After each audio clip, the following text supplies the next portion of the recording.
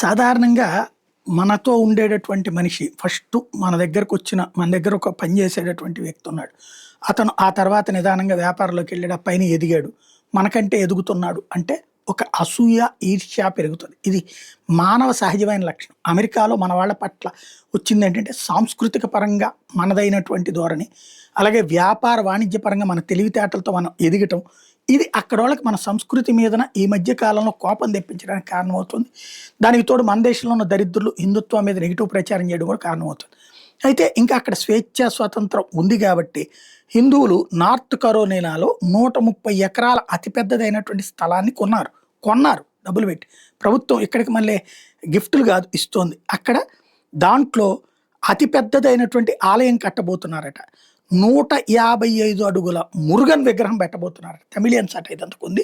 Murugan Tamilians అందరు కలిసి అంటే కుమారస్వామి విగ్రహాన్ని పెట్టబోతున్నారు. ఇది వాస్తవంగా స్టాచ్యూ ఆఫ్ లిబర్టీ కంటే ఎక్కువ సైజు ఉంటుందంట.